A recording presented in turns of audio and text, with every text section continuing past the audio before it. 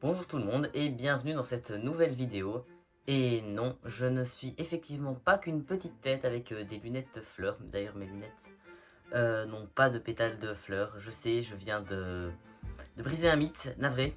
Mais me voilà, pour une vidéo un peu particulière parce que, vous voyez, je suis là. Donc on commence une nouvelle série de vidéos. Vous vous en douterez étant donné que derrière moi c'est plus un fond de théâtre, c'est mon radiateur. Et du coup, qu'est-ce que c'est que cette nouvelle série de vidéos?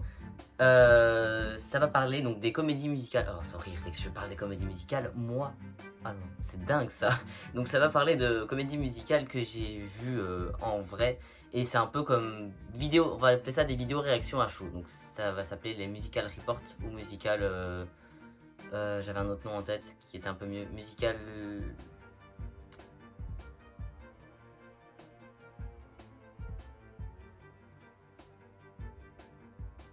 Reaction.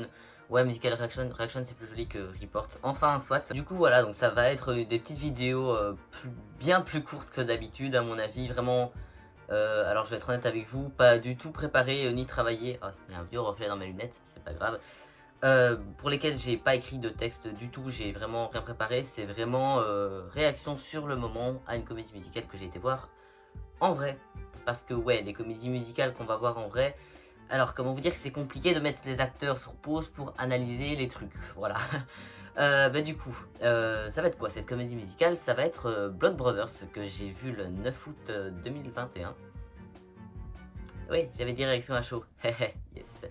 Oui, bon, ça fait quand même quelques mois, mais le fait est que quand j'ai été la voir, j'avais pas du tout l'idée de faire ce genre de vidéo. Et c'est la dernière que j'ai vue, et ça fait pas des années non plus, ça fait, plusieurs mois, mais pas des années. Et je me rappelle quand même relativement bien, donc je m'étais dit, autant démarrer cette série de vidéos par Blood Brothers, parce que c'est quand même pas n'importe quoi comme comédie musicale, hein. Donc voilà, let's go. Alors, avant de commencer, j'ai une petite anecdote. Cette soirée, quand j'étais voir Blood Brothers, ça a été assez particulière pour moi. Parce que c'est la soirée lors de laquelle j'ai fait une découverte incroyable. Donc pour l'anecdote, avant d'aller, en allant à la pièce que j'ai été voir avec ma soeur qui n'est pas du tout dans le délire comédie musicale. Et voilà, elle me demandait de quoi ça parlait Blood Brothers et je lui disais peu importe, enfin peu importe quoi ça parle, et honnêtement je savais même pas de quoi ça parlait avant d'aller la voir. Mais je reviendrai là-dessus après. Et donc je lui disais, peu importe de quoi ça parle, c'est une comédie musicale hyper connue, un des plus grands trucs à Londres, oui, parce que Blood Brothers c'est anglais. Et voilà, peu importe de quoi ça parle, c'est un truc culte, il faut aller voir. Et elle me dit, ah oui, c'est comme Elisabeth, ça m'intéresse pas du tout, mais si jamais un jour ça passe, j'irai quand même la voir parce que c'est quand même un gros truc. Et je lui disais, oui, mais si Elisabeth, enfin le jour où sortira Elisabeth ici, chez nous, enfin où elle sera jouée chez nous, ce sera quand les poules auront des dents. Et qu'est-ce que j'apprends le soir même? L'annonce de la pièce qui sera jouée l'année prochaine, donc cette année, eh bien c'est Elisabeth. Alors comment dire, c'était très compliqué de me concentrer sur Blood Brothers après avoir vu ça. Voilà.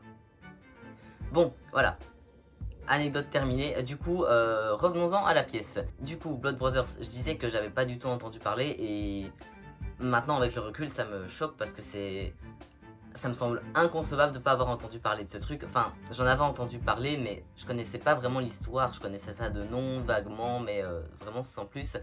Alors qu'à Londres, elle a été jouée non-stop pendant 24 ans. C'est une des pièces qu'ils doivent étudier à l'école. Enfin, c'est un des monuments de la comédie musicale et moi je connaissais pas, c'est quand même incroyable, enfin c'est dire à quel point la Belgique en a rien à battre des comédies musicales, ça ne va pas du tout chez nous, tout ça, c'est dingue. Ah oui, avant toute chose, du coup je tiens à m'excuser parce que pour le son de la vidéo qui sera probablement un peu moins bon que d'habitude parce que là du coup j'enregistre dans une pièce plus espacée. Et voilà, j'ai pas des micros de ouf, d'ailleurs ma caméra non plus n'est pas incroyable, mais je fais avec les moyens du bord, donc voilà, excusez-moi si le son n'est pas aussi bon que d'habitude. Du coup, cette fois, revenons-en vraiment à Blood Brothers, commençons par déjà expliquer de quoi ça parle. Donc, c'est une comédie musicale anglaise. Je ne sais même pas qui l'a écrite. Ah, c'est scandaleux, j'ai vraiment rien préparé pour cette vidéo. Le nom s'affichera ici en bas du coup, et il y aura peut-être une petite photo là ou là. Voilà. Du coup, ça se passe à Londres, dans les années... Allez, peut-être les années 60, 50, un truc comme ça. Je suis plus trop sûr. Et donc c'est l'histoire d'une mère de famille de la classe, disons la basse classe moyenne, qui a quand même, qui a déjà pas mal d'enfants et qui a du mal à subvenir à ses besoins. Et qui est bonne pour une dame, elle, assez riche, assez aisée, etc. Et puis il arrive quelque chose, cette mère de famille, donc la dame un peu pauvre, donc cette mère de famille tombe enceinte, mais de jumeaux. Et alors les pauvres, elle a déjà plein d'enfants, deux en plus ça va être compliqué. Mais il se trouve que la dame riche pour laquelle elle travaille, ah oui non, j'ai oublié le nom de tous les persos, je suis honteux. Mais il se trouve que cette dame riche, elle ne peut pas avoir d'enfants et elle rêve d'en avoir. Du coup, vous sentez venir ce qui va arriver, le bon plan foireux, la dame riche fait genre qu'elle est enceinte, et quand la dame pauvre va accoucher, il y a un bébé qui va aller chez la riche et elle va garder un autre. Voilà, on sent le drama arriver. Ouais, du coup, c'est ça le plot de base, et évidemment, les deux gamins vont se rencontrer, étant enfants, ils vont se croiser dans un parc, etc. Ils vont commencer à jouer ensemble, ce qui ne devait pas arriver pour les parents, parce que s'ils découvrent la vérité, c'est un petit peu chaud. Mais voilà, ils vont se rencontrer, devenir amis. Ils vont rencontrer aussi une fille, enfin ils vont former un petit trio comme ça. Et puis voilà, les parents vont tout faire pour essayer qu'ils se voient plus quand ils vont découvrir la vérité. Mais voilà, le lien fraternel les relie à chaque fois. On va les suivre de leur enfance jusqu'à jusqu'à ce qu'ils soient adultes. Et à chaque fois, voilà, on verra bien qu'ils sont liés tous les deux, surtout que ils sont jumeaux, donc faux jumeaux. Dans le sens où ils n'ont pas la même tête, mais voilà, c'est quand même des liens super forts, et donc ils seront destinés à se voir, malgré tout ce que leur entourage font pour les en empêcher. Et voilà, vont-ils découvrir la vérité? Comment ça va se finir? Ah, je ne spoil pas. Mais en tout cas, c'était très intéressant. Du coup, ça c'était pour le résumé. Maintenant, passons à l'analyse. Enfin, l'analyse, c'est pas vraiment une analyse, mais disons un peu ce que j'en ai pensé, quoi. Alors, donc déjà, ça se passait au château du Carvelt, donc au même endroit où sera jouée Elisabeth cette année, hein, voilà. Cette année-là, pour Blood Brothers, je veux dire, ça se passait dans la cour du château, donc en extérieur. Faut savoir que la salle en extérieur déjà était très très bien, enfin, elle était vraiment très très grande. On s'imagine pas des salles en extérieur aussi grandes que des salles intérieures, quand on parle comédie musicale, théâtre, parfois on pense à des grandes salles et tout, et franchement j'étais agréablement surpris, la scène était très grande, très très chouette, les gradins étaient, il y avait plein de places et tout, c'était très bien. Et donc voilà, ça c'était pour la scénographie. Il faut savoir qu'Elisabeth cette année, donc elle devait se passer aussi en extérieur, mais finalement elle va se passer en intérieur, je ne sais plus trop pourquoi, mais j'ai reçu un mail me disant ça. Enfin soit, ne parlons pas d'Elisabeth. Ne parlons pas de Bruno. Mais bon, vous me connaissez, il n'y a pas une vidéo où je ne peux pas ne pas parler d'Elisabeth. Voilà. Alors, bon, qu'est-ce qu'on en a pensé? Je vais essayer de faire un peu comme je faisais niveau points dans mes autres vidéos, donc costume, jeu et chant. Alors on va commencer par le point qui saute aux yeux. La pièce était jouée en français, et c'est ça qui m'a fait comprendre qu'Elisabeth serait aussi jouée en français, parce qu'il faut savoir que Blood Brothers avant ça n'a pas été joué en français non plus, et c'était une première en français grâce au Festival Bruxellon. En fait ça fait des années que le Festival Bruxellon, et non je ne suis toujours pas sponsorisé par eux malheureusement, mais ça fait des années qu'ils jouent des grandes comédies musicales. 2 ans auparavant ils avaient joué My Fair Lady, enfin c'est dingue. Et même moi qui habite en Belgique, jusqu'à l'année dernière pour Blood Brothers, j'en avais pas du tout entendu parler, alors que je suis à fond dans les comédies musicales. Enfin, il n'y a pas de... C'est vraiment tellement... C'est super niche en Belgique, et même la pub, je ne trouve plus sur le mot. Enfin, soit, la diffusion, voilà, la diffusion du truc n'a pas été... giga grande. Enfin moi j'en ai entendu parler parce que ma grand-mère en a entendu parler par hasard. Enfin c'est dingue, c'est vraiment dingue. Mais en tout cas le festival Bruxellon, incroyable. Donc c'est pendant toutes les vacances ils proposent une grosse comédie musicale et plein d'autres pièces ou spectacles musicaux, concerts, et enfin voilà, c'est super cool. Et du coup voilà, arrêtons de digresser. Blood Brothers, Donc on va commencer, donc oui, je parlais du chant. Bah, tous les acteurs chantaient super bien. Les paroles en français étaient chouettes, enfin je connaissais pas l'original donc j'ai pas vraiment de point de comparaison, mais en tout cas les chansons étaient très bien écrites, elles étaient agréables à écouter, les acteurs jouaient et chantaient super bien, enfin surtout la mère, donc la pauvre, elle chantait avec une telle émotion. Il y a une chanson comme ça, qui est sa première chanson, qui revient 3 fois dans la pièce au fur et à mesure de l'évolution de sa vie, et au fur et à mesure les paroles changent. Et ouais, ça raconte vraiment, ouais, comme je disais, l'évolution. Waouh, je radote, c'est scandaleux. Voilà ce qui arrive quand on ne prépare pas ces vidéos. Ouais, ce sera comme ça tout le temps pour toutes les vidéos, mais celle-ci, je crois, sera. Celle-ci est probablement la moins bonne de toutes, parce que j'ai quand même vu la pièce il y a quelques temps. C'est pas une vraie réaction à chaud, mais pour les prochaines, bah, j'aurais vu la pièce bien plus récemment, donc je chercherai probablement moins mes mots. Enfin voilà, quoi qu'il en soit, donc je parlais de cette chanson là dont les paroles changeaient petit à petit tout au long de sa vie. Elle dégageait une telle émotion quand elle chantait, elle vivait vraiment les paroles, et c'est le cas pour tous les acteurs, hein. Tout le monde chantait très bien, même les figurants, ils avaient tous des voix qui se complétaient de manière admirable. Très bon point pour les chansons. D'ailleurs, puisqu'on parle des acteurs, bah, parlons des acteurs qui jouent nos 3 personnages principaux, donc les 2 frères et la fille. Donc il y aura une espèce de, pas un triangle, vu qu'ils seront tous les deux, ils auront tous les deux un crush sur la fille, évidemment.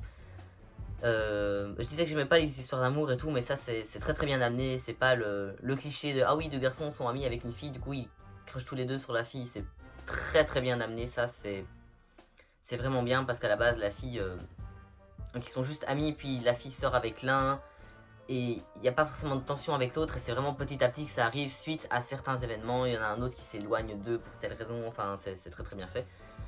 Et du coup je parlais de ces acteurs, faut savoir que donc on les voit enfants, puis ados, puis adultes, c'est joué par les mêmes acteurs. Autant enfants que adultes, c'est les mêmes acteurs.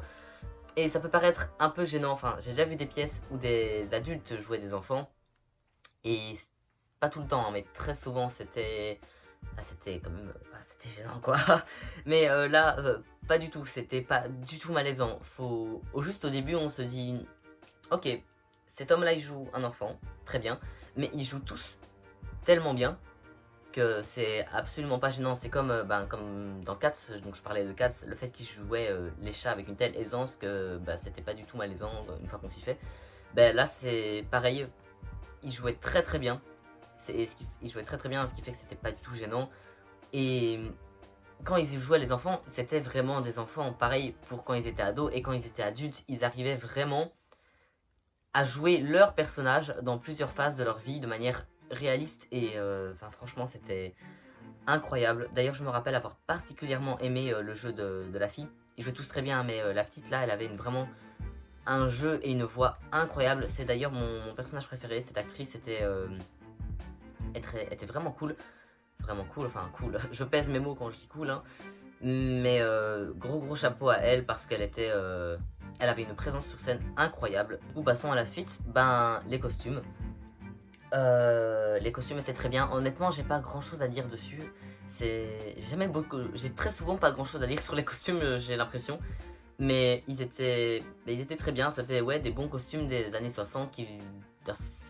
Ça faisait vrais vêtements, enfin c'était vraiment des bons vêtements des années 60. Pour tous les personnages, ils étaient tous très bien habillés.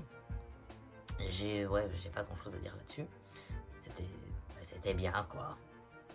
Waouh, je suis un analyste hors pair. Comment t'as trouvé ça? Ah, c'était bien. Merci pour ce commentaire pertinent et éclairé. Maintenant passons à la suite. Ce qui m'a marqué aussi, et ce qui me marque souvent le plus dans les comédies musicales, c'est la mise en scène. Elle était très chouette. Je dis ça à chaque fois, dès que je pense à un truc, qu'est-ce que tu penses de ça? Ah, c'était chouette. Ouais, mais pourquoi? Donc, il y avait donc on était dans les rues de Londres, mais sur le plateau, il y avait les scénographies se tournaient pour d'un côté que ce soit l'extérieur, donc les rues, et de l'autre, que ce soit l'intérieur des maisons. C'était très bien fait, c'était très chouette. Et il faut savoir qu'à partir de l'acte 2, ça se passe plus à la campagne. Et là aussi, du coup, entre les deux actes, ils ont ajouté des petits murets derrière. Enfin, on se croirait vraiment, au début de la pièce, on se croirait vraiment dans les rues de Londres, dans des terrains vagues, là où les gamins s'amusent. Et puis dans l'acte 2, on se croirait vraiment dans, allez, dans la campagne. À un moment, ils sont en train de se balader sur des petits murets avec, je sais qu'il y a des pots de fleurs et des trucs comme ça. Enfin, c'était simple, mais étonnamment super immersif. Donc ça a vraiment fait le taf. Pareil pour à la fin, ils sont un des personnages dans un bureau. Jusqu'ici, on a vu que des extérieurs à part l'intérieur des maisons. Et là, le fait que ça dans ce bureau, c'est allez, un élément totalement différent. Mais là, il y a eu un jeu de lumière, il me semble me rappeler, qui donnait vraiment le cadre. On est à l'intérieur, bureau, tout ça. Et franchement, pour ça, j'ai rien à dire. Et à part ça, que dire sur cette pièce? Je crois que j'ai fait un peu le tour. Un autre truc, on peut dire qu'on est un peu dans la section autres commentaires. Non, en fait, je crois que, étant donné que ce genre de vidéo n'est pas travaillée et totalement déconstruite, vu que ce n'est pas vraiment une analyse, mais plus une réaction, ouais, je vais appeler ça musical reaction d'ailleurs, on va essayer d'arrêter de faire des parties comme je faisais dans mes autres vidéos, parce que ça va plus nous embrouiller qu'autre chose. Mais du coup, autre chose qui m'a marqué, il y a eu un autre fil conducteur tout au long de la pièce. J'aime les fils conducteurs. C'est un gars habillé en costume gris, très classique, et qui arrive toujours pour faire ses commentaires, tu vois. Par exemple, quand la mère chante sur son désespoir ou chante par rapport à un truc, il va arriver et dire des trucs un peu la juger comme ça. Et c'est pas un personnage physiquement présent dans l'histoire, c'est plus... il est un peu là métaphoriquement, c'est un peu comme un narrateur. Un peu comme le Lucchini dans Elisabeth en fait, je reviens toujours à Elisabeth.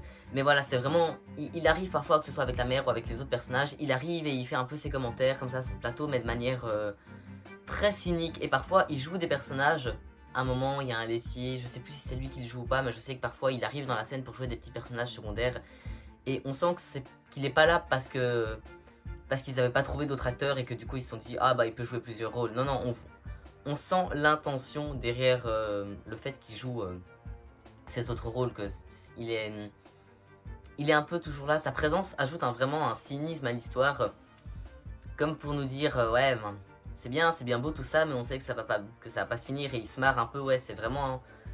Il y a quelque chose qui me fait un peu penser à Lucchini dans le concept du personnage. Je regrette de ne pas avoir entendu parler de cette pièce plus tôt et de ne pas avoir vu la version originale, parce que je suis sûr qu'il y a des tas de changements très très intéressants qui ont été faits dans cette version ici en Belgique, comparé à l'original. Après, peut-être qu'il y a aussi d'autres changements qui sont peut-être beaucoup mieux dans la version de base, comparé à ici, qui aurait été très pertinent d'analyser, mais voilà, je l'avais pas vu à l'époque, je l'ai toujours pas vu non plus.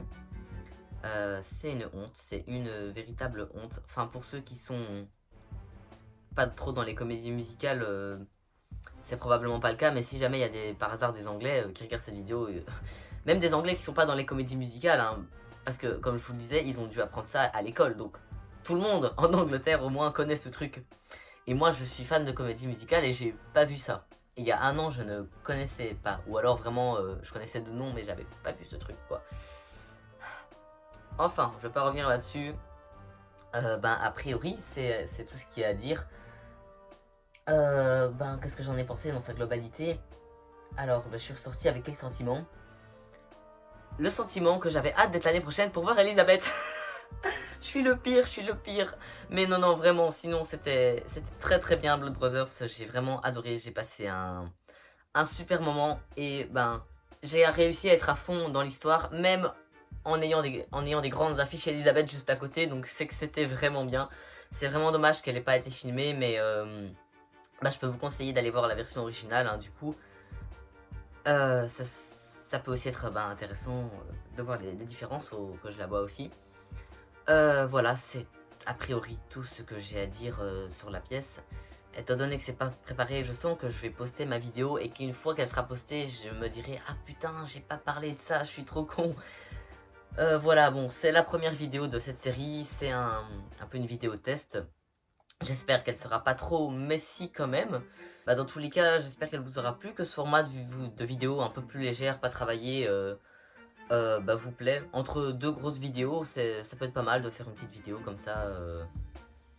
Réaction à chaud, bon pour ça il faut que j'aille voir des pièces hein, bien évidemment, si je ne vois pas de pièces je ne peux pas faire cette vidéo. Mais voilà, j'espère que ça vous aura plu, que ça vous aura intéressé, que j'ai pas trop parlé dans le vide non plus. Sur ce, je vous souhaite une bonne journée, une bonne soirée, et je vous dis à la prochaine.